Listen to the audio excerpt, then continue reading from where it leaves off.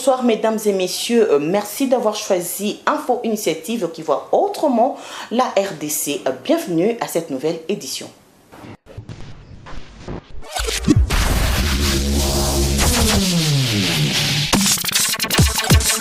Ouvrons cette édition avec la dernière visite de Marc Lowcock, secrétaire général adjoint de l'ONU en charge de l'humanitaire, portera bientôt de fruits. Selon ces hauts fonctionnaires de Nations Unies, son passage en RDC lui a permis de plaider auprès des autorités congolaises pour la réduction de taxes en faveur des ONG humanitaires. C'est lors de son séjour de 48 heures en RDC que le secrétaire général adjoint en charge des questions humanitaires s'est rendu à Kalemi, dans le Tanganyika, pour évaluer le travail humanitaire des agences des Nations Unies et des ONG qui œuvrent notamment dans la prise en charge de personnes déplacées. Après cette visite, Marc Lowcock a révélé au cours de ce point de presse tenu juste avant son retour à New York qu'un accord a été trouvé entre les Nations Unies et le gouvernement congolais pour réduire les taxes et certaines conditions imposées aux agences onusiennes dans le volet d'exploitation des humanitaires en RDC. Le gouvernement a déclaré qu'il allouerait plus d'argent à l'aide humanitaire. Ils ont accepté de réviser la procédure de délivrance de visas pour les travailleurs humanitaires afin de la rendre plus rapide et plus efficace. Ils ont accepté de se baser sur l'accord avec le gouverneur de Kalemi afin de réduire les taxes, les droits de douane et les redevances pour les opérations humanitaires sur l'ensemble du pays.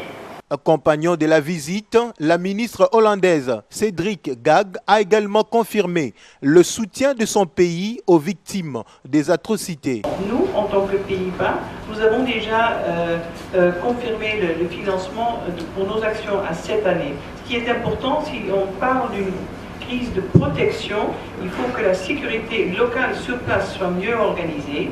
Il faut que les femmes peuvent se regrouper d'une manière que ça renforce leur sens de sécurité, la vraie sécurité. Et bien sûr, il faut prendre les mesures qui les protègent d'une manière au niveau d'accès à l'eau, d'une manière que ça soit en sécurité. Pas uniquement le rôle de MONUSCO, c'est le rôle du gouvernement, le gouvernement local, la municipalité, etc. etc. C'est un travail conjoint en partenariat. La visite du chef de l'humanitaire de l'ONU en RDC intervient à un mois de la première conférence internationale des donateurs qui se tiendra à Genève est un signal fort, le cas du Congo-Kinshasa.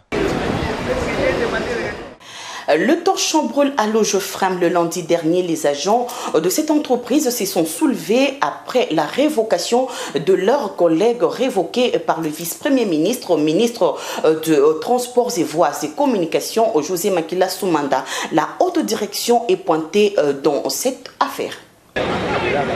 Ces mouvements des agents de l'Office de gestion du fret multimodal est l'expression de leur mécontentement après la réhabilitation des travailleurs révoqués pour détournement. Faute de preuves, les licenciés réclament de regagner leurs postes respectifs en faisant eux-mêmes justice. À en croire, les grévistes, les PCA et les ministres des tutelles sont pointés du doigt, un complot auquel ils n'associent pas les directeurs généraux. Nous sommes dehors puisque nous voulons un peu savoir la réalité à ce que mais le PCA, là combien peuvent rendre donc acte là en réclamant, en poussant vraiment les DG de réintégrer les gens qu'on avait mis un peu à côté à cause du vol. Ils ont volé vraiment dans les deniers publics. Alors l'administration avait pris la décision de les mettre un peu dehors. Mais c'est le PCA force les DG pour les réintégrer. Alors nous les agents, nous sommes mécontents de ça. Logefrem est à son tour sous la tempête qui secoue toutes les entreprises publiques. Néanmoins, les frondeurs ne comptent pas lâcher prise. Nous continuerons toujours donc à manifester toujours. Vivement, une cure appropriée à Logefrem. Et avec Midema Maman Mobokoli, instruit depuis plusieurs mois déjà, le boulanger de Kinshasa et d'ailleurs sur l'influence du climat dans la panification. C'est le service technique de cette célèbre minoterie de Matadi qui est sur terrain. Regardez. C'est dans l'objectif de permettre aux boulangeries abonnées de venir au bout de la concurrence déloyale croissante sur les marchés congolais que la minoterie de Matadi a baissé les prix de sa farine. Il s'y est de signaler que baisse du prix n'enlève à rien la qualité de la farine. Soucié de palper la réalité du maintien du volume et grammage exigé pour les pains de qualité défiant toute concurrence, le service commercial de Midema est descendu sur terrain. On avait souhaité Midema à baisser nos prix afin de sécuriser nos clients. Parce que si nous baissons les prix, nous permettons directement à nos boulangers de maintenir le poids de leur pain et en même temps de garder le même volume. Le fait de baisser les prix, cela ne veut pas dire que notre qualité est réduite. D'ailleurs, ces derniers temps, les boulangers eux-mêmes vont témoigner. Surpris de la visite du service commercial de Midema, Papa Mbié, responsable de cette boulangerie artisanale, a tenu à reconfirmer le merveille de Midema. Pour lui, les volumes et les grammages des pains fabriqués à base de la farine Midema restent incomparables sur les marchés. Occasion pour lui d'inviter ses collègues du travail à lui emboîter les pas. Je suis parmi les pionniers à Rifla, à Kisenso et à Kinshasa en général, où il a bénéficié les bienfaits de Midema. C'est pourquoi je suis fidèle à Midema depuis 1994 jusqu'à... Voilà la qualité de pain, c'est formidable. Et puis, Midema a baissé le prix. Ce qui veut dire que mes collègues boulangers de la boulangerie artisanale peuvent aussi agrandir le pain, faire monter le volume, le grammage, afin que ça puisse faire la concurrence sur terrain avec d'autres boulangeries. Alors Midema a beaucoup d'avantages pour nous, c'est pourquoi je suis toujours dire que non, je suis fidèle à la Midema. Sur toute la ligne, la farine de qualité Midema demeure incontournable. Midema, une longueur d'avance.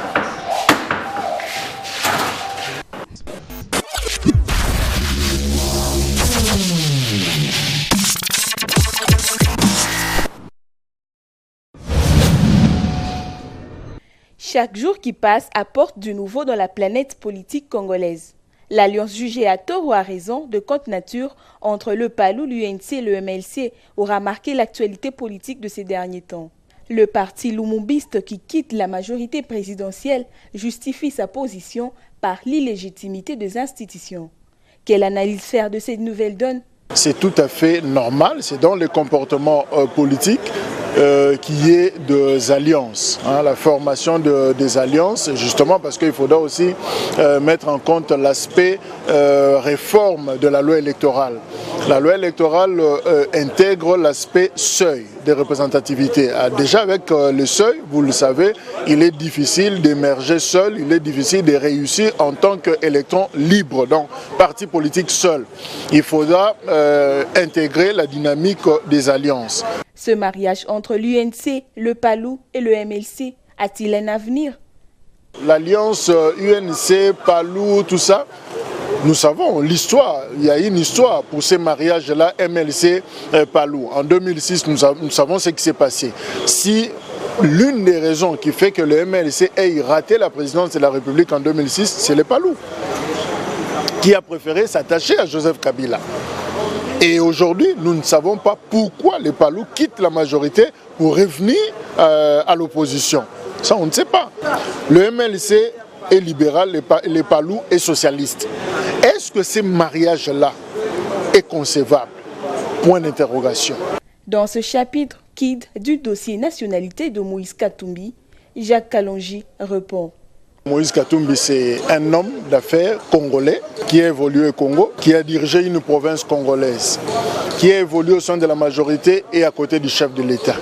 Pendant tout ce temps, mes autorités ne m'ont jamais dit que la personne qui gère le Katanga, cet homme d'affaires-là, c'est lui qui gère le tout-puissant Mazembe, n'est pas congolais. Ça, on ne me l'a pas dit. Mais j'ai appris toutes ces choses quand Moïse se détache du pouvoir. Alors je trouve ça curieux. Ça ne fait pas sérieux pour le pays. Ça ne fait pas sérieux. Pourquoi quand vous êtes au pouvoir, mais vous n'avez pas de péché? Vous êtes saint, vous êtes vierge politiquement, vous n'avez pas de problème. Mais dès que vous quittez le pouvoir, mais on commence même à comprendre qu'il y a des gales. Les jours à venir réservent à coup sûr des rebondissements aux Congolais.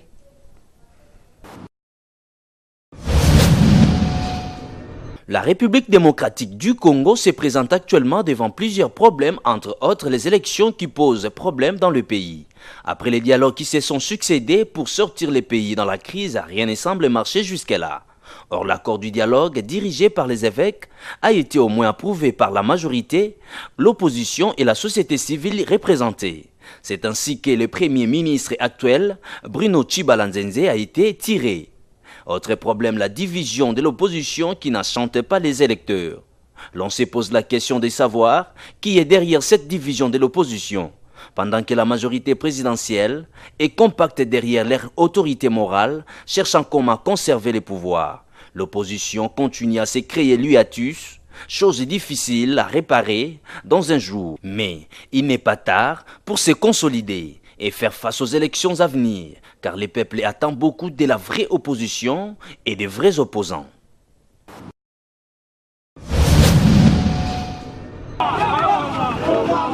Les partis politiques, regroupements politiques et candidats indépendants aux élections en RDC ont signé ce mardi 13 mars à l'hémicycle du Palais du Peuple à Kinshasa le code de bonne conduite en présence des autorités de la Commission électorale nationale indépendante. Ce document va régir le comportement de partis politiques et la CENI avant, pendant et après les élections. Conformément à l'article 21 du Code, les partis politiques et personnalités signataires s'engagent à bannir les antivaleurs, notamment le mensonge, la calomnie, la corruption, la diffamation, les injures publiques et la haine. Corneille Nangaa, accompagné de son staff, a expliqué aux représentants et présidents de partis politiques les grandes lignes des questions techniques liées à la centrale électorale. Dans son discours, le président de la CENI a convié les partis politiques à bien maîtriser leur circonscription électorale pour ne pas être trompés d'une manière ou d'une autre pendant les épreuves électorales. Du point de vue historique, en 2005, en 2011 et en 2015, la CENI a toujours fait signer un code de bonne conduite aux partis politiques et regroupements politiques. Le présent code de bonne conduite comprend 36 articles regroupés en 6 chapitres.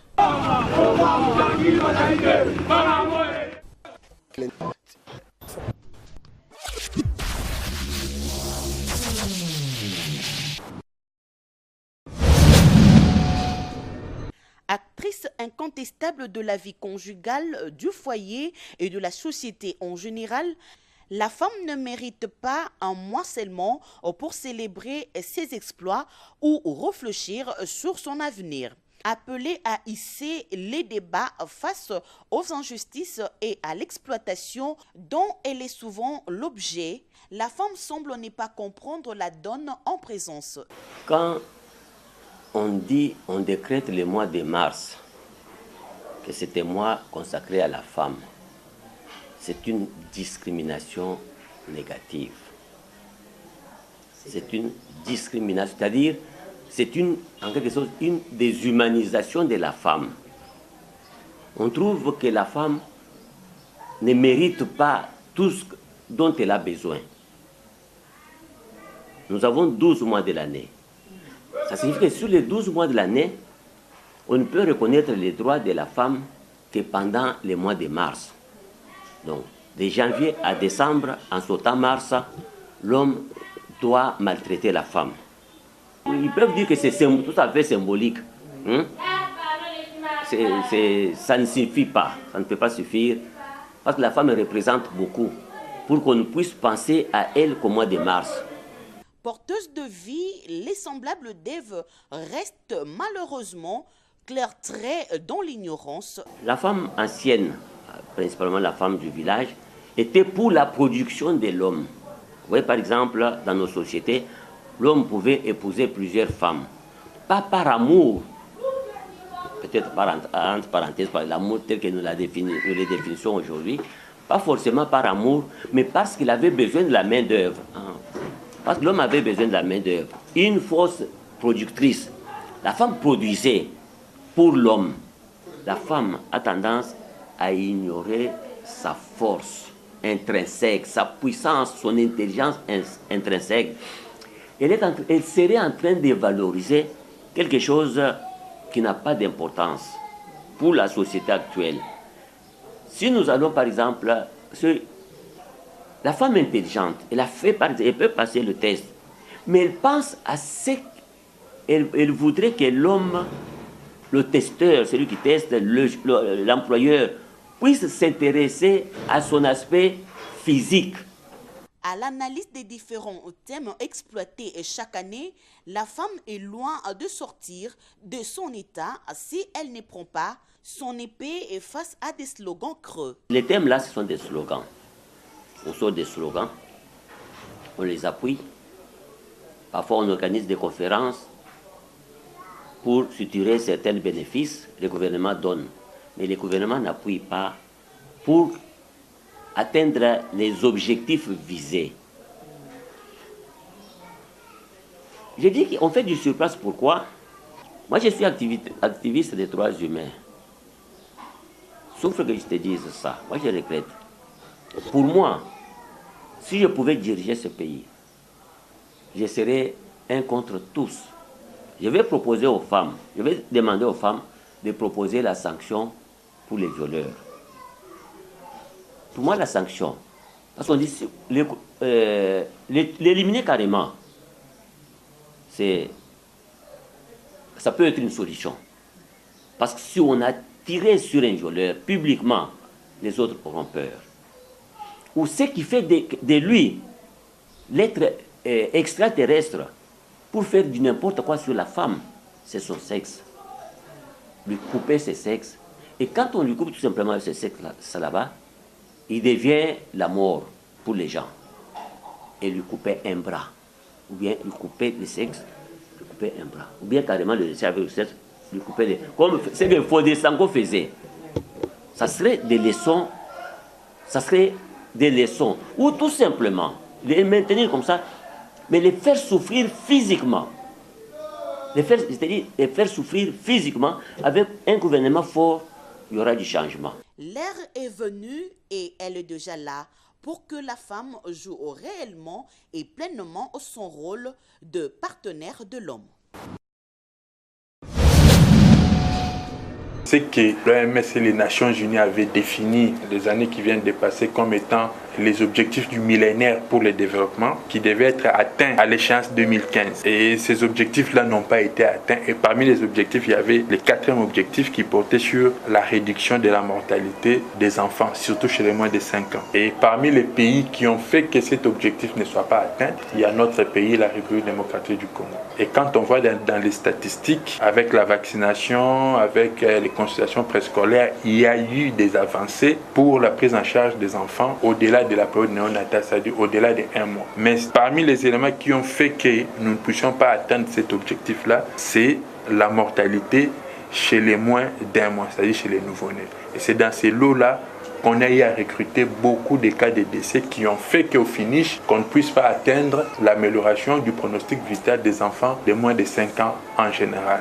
D'où la nécessité de s'occuper particulièrement de ces enfants-là qui vont naître. Leur prise en charge, comme je vous ai dit, doit commencer en amont parce que les pathologies qui sont les plus incriminées dans les décès des nouveau-nés sont principalement les asphyxies qu'on appelle les souffrances. Un bébé qui va naître, qui ne va pas crier à la naissance et puis qui pourra mourir dans les heures qui vont suivre ou dans les jours qui vont suivre. Et les infections chez les nouveau-nés sont généralement ce qu'on appelle des infections materno-transmises. Donc ce sont des infections qui vont partir de la mère et c'est la mère qui va transmettre l'infection à son bébé. Et la 3e cause de mortalité importante chez les tout-petits, c'est la prématurité. Donc tout cela nécessite ou demande à ce que la prise en charge se fasse correctement avant la naissance, c'est-à-dire que l'obstétricien s'occupe très bien de la maman en concertation avec nous quand on estime que la grossesse ne pourra pas arriver à terme, et cela va aider pour qu'on puisse instaurer les mesures de prise en charge plus tôt et qu'on s'occupe correctement de cet enfant-là. Ce qui fait à ce que notre Renault puisse commencer à gagner du terrain sur la ville. Même les gens de la Gombe sont venus, les gens de Kitambo, Kisenso ailleurs, ils sont tous venus ici. La première des choses, c'est parce qu'il y a le supérieur des supérieurs qui est Dieu. Comme dans notre slogan, vous l'avez entendu, nous soignons, mais c'est Dieu qui guérit. Et la deuxième des choses, nous avions dit que nous mettons la santé au premier plan. Vous avez vu une des stars qui était venue ici. Elle vous a dit qu'elle avait amené juste un $10 avec elle. Mais nous l'avons même opéré avec ce $10. Et c'est une opération de qualité. Nous avons reçu un pilote de la FARDC. C'était un Russe qui habite Motel Fiki, mais qui est venu jusqu'ici pour prendre les traitements et été hospitalisé pendant 3 jours. C'est remettre au corps humain la santé adéquate qu'il faut à chaque corps par rapport aux besoins réclamés par ce corps. Et je vous dis, je parle à toute la population, nous sommes sérieux et nous sommes décidés à aller jusqu'au bout. Permettre à tout le monde d'accéder pas seulement aux soins primaires, même aux soins secondaires, avec le peu de moyens qu'il peut avoir. Avec le Dieu que nous avons, nous prenons l'hypoténuse, nous arrivons jusqu'au sommet. Et quand on arrive au sommet, nous devenons plus forts. C'est ce qui fait qu'à chaque instant, à chaque moment, nous devons aussi activer notre pouvoir. La Bible dit que tout ce que vous pouvez faire en parole, c'est de 1, en acte. La chirurgie, c'est de l'acte. Faites-le au nom du Seigneur Jésus-Christ. Je l'appelle sur la scène, il descend. Je le sors de la Bible, je le mets sur le terrain. Et les fruits sont visibles. Près de 190 nouveaux avocats, dont une vingtaine, ont renouvelé leur serment et 170 autres ont été inscrits sur le tableau de stagiaires au barreau de Kinshasa-Matete après leur prestation de serment le 10 mars dernier. Sur la liste de nouveaux avocats figure Maître Cyril Bissimou, qui a rejoint le collège après une pause de 12 ans due à la charge qu'incombe le foyer. Une preuve qui atteste l'affirmation selon laquelle rien n'est impossible aux femmes qui se retrouvent dans la vie après une pause réelle de conscience. Pour les femmes qui pensent que c'est tard, je leur dis rien n'est tard. Pour les femmes rurales, parce que c'est moi, nous sommes en train de célébrer la femme rurale. Pour les femmes rurales, nous leur disons que ne baissez pas les bras, rien n'est tard. Tu peux redevenir la femme que les autres pensent. Tu peux être la femme qui est au-dessus, la femme magistrate, la femme juge comme je suis. J'ai fait 12 ans à la maison après mes études. Je faisais les chants, j'ai préparé juste pour les enfants. Mais aujourd'hui, j'ai pris la décision de redevenir dans les métiers. Aujourd'hui, je suis avocate. Toi, femme rurale qui me suit aujourd'hui, prends courage, redeviens, tu peux toujours aller de l'avant. Exploit qui ne serait possible sans l'appui sensible des personnes à qui elle dit merci. Mon émotion, c'est d'abord une émotion de joie. Je suis vraiment très ravie et je loue mon Dieu pour m'avoir redonné la force de recommencer. Au moment où, après 12 ans, que j'ai déjà fini les études, je ne pensais pas que je pouvais encore recommencer. Mais Dieu a fait grâce, j'ai recommencé et aujourd'hui, je suis avocate. Un exemple d'une femme courageuse, ambitieuse et combattante dont la société congolaise a besoin pour la révalorisation des autres femmes.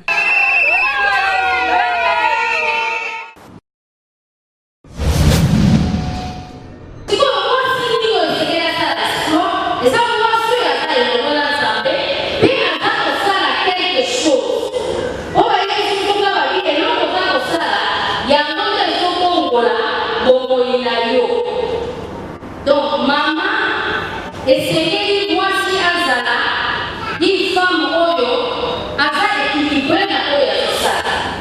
Alors quoi azala équilibré, moi si essayez azala na connaissance ya Zambé, mais moi si azala na connaissance ya Babélé. Donc allez maman, attends maman pour la semaine, après Zambé là. Alléluia. Maman se pour la semaine.